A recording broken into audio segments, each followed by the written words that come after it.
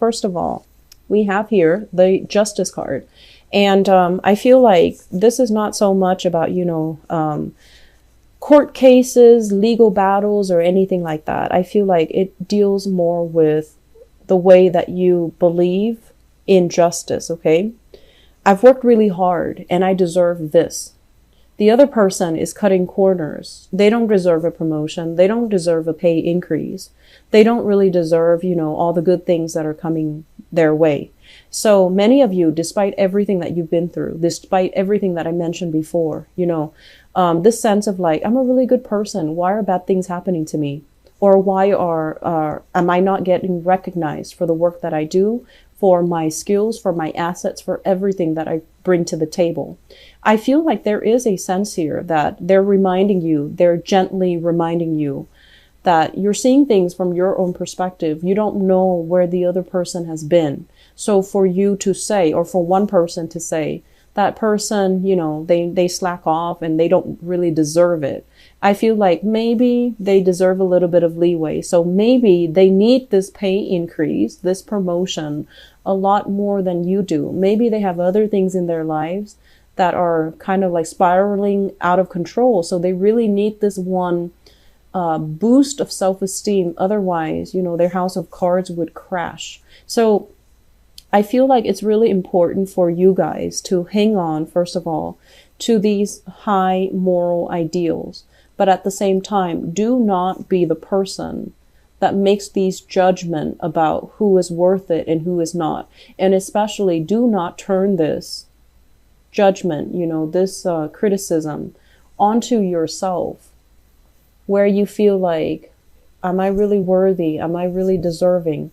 Because I feel like there is a big element here about you feeling that way, feeling like very exposed and very vulnerable, uncomfortable in your own skin, getting yourself into something that you're not emotionally or mentally prepared for, and then doubting your capabilities, doubting your skills. Am I going to float or am I going to sink? Am I going to be able to make it, or are other people going to laugh and mock and ridicule me? Okay, so this energy here, I feel that, the fourth house, like I mentioned, is a very psychic house, and it deals heavily with, things that we hide from other people, things that make us really uncomfortable. And I feel for many of you, this is being in the limelight, being in the public eye. When you talk, a lot of people are going to be paying attention, being televised, being taken, having people taking pictures of you, and getting a lot of fame and recognition. And when it's in the reverse position, there's a sense about you where you are very, very private about your personal life. You don't want to, take on that Leo quality where you are hogging the stage or you are revealing too much about yourself. So I feel like there is a major fine line here about you guys coming in this month where you have to be, where you find yourself in this position where you really have to, hype up your skills. You have to really sell yourself, and you don't really know how, because your life is all about modesty. It's all about, believing that good things will come to good people. But sometimes we need to give ourselves credit when credit is due. Okay. So if you meet somebody new and you want to impress them, you want to land that job, you want to get that loan, you want to get that grant, get that funding, you need to hype up your skills and your assets. You need to stop being bashful. You need to hype up, the adversity. Where have I been? What, situations have I had to overcome to get myself where I am right now? And how much determination I have because I've overcome so much adversity in my life. So do not shy away from everything that made you who you are. Do not shy away from disclosing your past, because in the process of disclosing your past, even if something is might have been very painful, I feel like it's a very healing process, and it will allow you some insight, some wisdom into why things had to happen the way that they happened, They happen because you needed to have that sense of adversity at that age so that it can shape you to be who you are today. So I honestly feel like, this is a month where if you don't believe in magic, if you don't believe in, everything happens for a reason, you're going to come out of this month, and especially at the end of the Mercury retrograde cycle, December 23rd, you're going to come out of it thinking, I'm still alive and life is great and, everything is magical. And so I feel like there is a fairy tale ambience that is happening through this entire Mercury retrograde cycle. You're going to come out of it with all the fog lifted, questions that were unanswered, things that were very unclear, people deceiving you, things that you might have felt like there's something up, but I can't really put my finger on it. All of that is going to clear up, and you're going to know exactly what happened and where you stand with people. So we're coming, out of this Mercury retrograde cycle with a lot more clarity, with a lot more, I want to say, insight into other people. Why did this person say it like this? Why did this other person not say anything? Who are my allies? Who's there for you? Who's telling the truth? Who has who is supporting me and who's really, working against me? Who do I need to leave behind? And who is really showing their true colors? So I definitely feel that, you are a really, really good judge of character. You do give people the benefit of the doubt, but I know that many of you are very good observers. You pick up nuances in social interactions. You pick up nonverbal cues from people when you interact with them. And you always have really strong intuition about people because you have an eye for detail. But a lot of the times, the self-doubt, I could be wrong. I saw this, but I could be wrong. Or I felt this, but I could be wrong. Listen to your intuition, because I feel like it's never failed you in the past. It's helped you survive some very perilous situations in the past. It helped you navigate things. It helped you find things when you needed resources, but resources were not available. Okay. So moving forward, I'm going to talk about a few more things. I apologize for the noise in the background. First of all, this is a card about self-employment here. So for those of you who are thinking about changing a career path, or, at least segueing into a career path where you can expand your business, be a business owner, start a home-based business, or even start collecting clients. So in order to start your own business, recruiting people, getting, even funding for some type of a home-based business, or to start up something. Startup comes to mind. So I feel like it could be technology. And I feel like for those of you who are not heavily, technological, you might need to employ other people to work under you. And these people have the technological know-how. And so they're working under you. And it can feel very, very scary when you're not an expert in your field and you're trying to venture into that field and you have to delegate responsibilities to other people. And they're experts in their field, but you're overseeing the work and you might not, know 100% everything that's happening. So that process of having trust and faith that the other person is going to do uphold their end of the bargain and do the job properly, I feel like it's still very, very scary. So I feel some of you who are business owners, you're contracting out your work. You're hiring new people. You're overseeing the new people doing the work for you. And it can be very, very uncomfortable. And you're kind of battling yourself to not micromanage, because you know that, micromanagers are not very well liked. And then you also know as well that if you breathe down their shoulders, they're going to be resentful. They're going to be up in arms. But you also know that you have to give them, incentives for them to work fast. You also know that you can't give them way too much leeway, because then they're going to feel like they're self-employed and they're going to work at their own pace. So trying to find this middle ground where we don't micromanage other people, but we don't at the same time become an absentee boss and just let the workers run the ship. I feel like it's a very, very fine line, and some of you need to find a way to rectify the situation. And I would say that, the best policy overall is to be very strict in the hiring process. Who you bring on board, do they have good recommendations? Doing that to begin with is going to save you a lot of trouble. So you're in the process of experimenting, and I feel like it's kind of like at the later stages of this process of experimentation, because you've already got some things finalized and you're already on track to recruiting possibly the best of the best and people that you trust. So I feel like there will be a lot of opportunities for collaboration. I feel that there will be opportunities, for leisure time, mainly because other people are doing the work. And you're not going to be terribly busy. So you definitely have enough time to start a new venture, to start a new business, to do something on the side to create money for you. Look into the stock market, look into, investment opportunities, and, studying something that you've wanted to undertake but didn't have the time in the past. Okay. So moving into this month, there is going to be a major, major change and a major overhaul in your financial situation.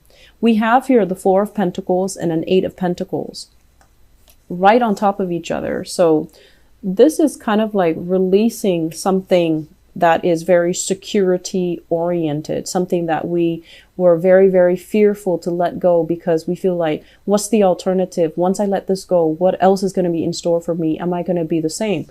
And in the process of letting it go, I feel like there's a doubling in income. So for some of you, this could also be like mortgages, selling property, selling things that you don't need, putting things even online, and getting rid of things that are really, clogging up your life, that are really bogging you down emotionally and physically. Okay. Getting rid of things. So I do feel like a huge income jump here. So if you are adamant about, looking for work, because this is all about sending pieces of yourself out into the universe, either through resumes, through CVs, through some type of especially online nowadays, online job recruitment portals. I do feel that it's going to allow you, the steps to get there so that you can double your income, so that you can achieve a lot more job satisfaction, have a lot more free time, even reducing the amount of hours that you work so that you can work and not feel pressured. So I feel that there is a process here of separation from a specific environment, releasing expectations and, releasing control in a situation. And once you are able to do that, you're going to breathe so much better. You're going to feel this burden, alleviating from your chest, and you're going to feel very, very, very happy and secure. Okay.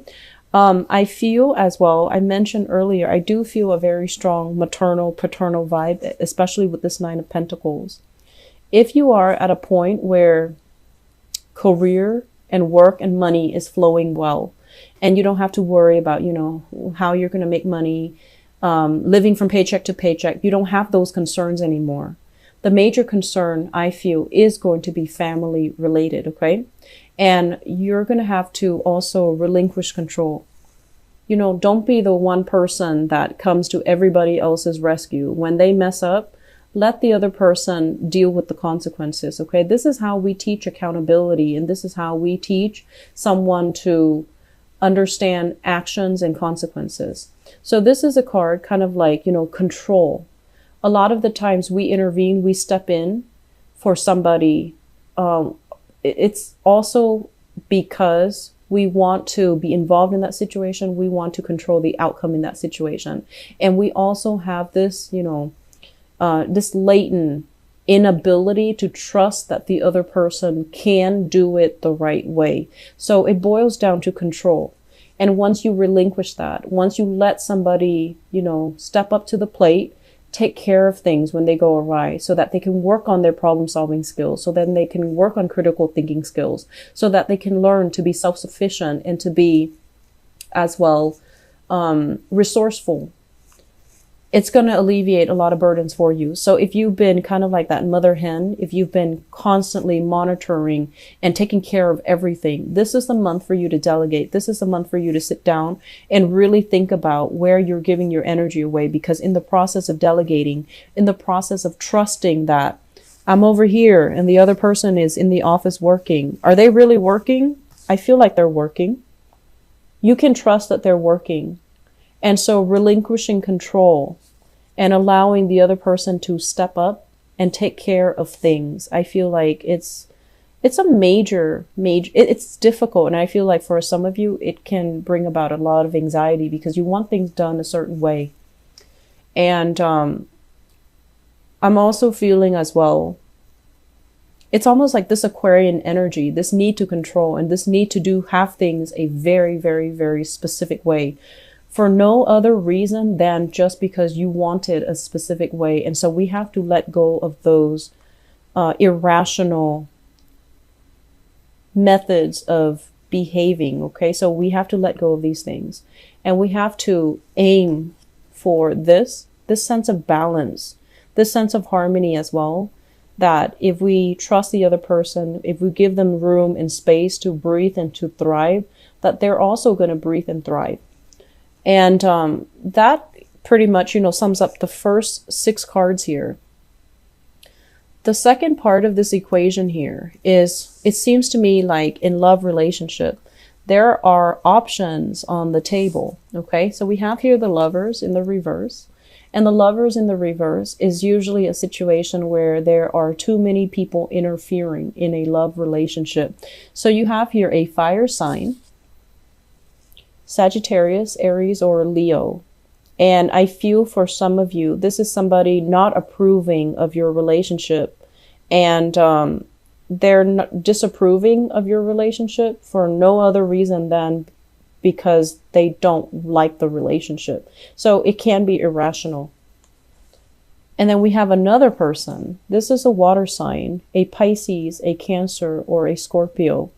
And I feel like for some of you, this is somebody in your life that is trying to move on. They're trying to exit the picture. And I'm also feeling as well, if you are debating between these two characters, if it's a situation where both of them are involved, I feel like the fire sign might be a more truthful, honest, stable relationship partner. I'm going to go into your love reading in a little bit, but I feel like this reading is very, very loaded. Okay. It's loaded with messages. And I feel like it's very, it's forcing you to really think about, some of the things that you have grown up believing about yourself. Are you lovable? Are you worthy of all these good things that are coming to you? And I also feel as well, it's forcing you to re-examine some things in terms of, you've had to deal with a lot of difficulties at a young age compared to your siblings, compared to your peers, like I mentioned. And these are character building life events that shape you into the person that you are right now. And so if there are grudges, with siblings, with family members, if you're holding grudges, you need to let them go. You need to release them, because these people form kind of like a soul contract. They're here to help you get where you are today. They've had to make sacrifices, great sacrifices. And I also feel that they've had to make sacrifices in terms of not being in your good graces. Like they've had to do things that even now you might not like them, you might not speak to them, but they have a soul contract with you to get you where you need to be. And so in the process of fulfilling their soul contract, they might have falling outs with you and you both might not be talking. You're at a point where you're really, really happy. You're on top of the world. You're elated, and financially you're very secure. And they're at a point where their health is diminishing. If you have these relationships, you need to reconcile, okay? because they're there to teach you some things. And I feel like in our human forms, we don't always make the best decisions, and we don't always heed our higher intuition. But I feel like there's something more at stake here. And I feel a lot of it has to do with, we needed to experience these things, these relationships, these ways of loving, these ways of behaving at a young age, because they're shaping you into a much stronger person. If you didn't experience the adversity, you might be at this point taking everything for granted, coasting through life, and, at the end of your life, having an easy life, but then not having that strength of character that comes with, living a life of adversity. I hope that makes sense for you, Virgos.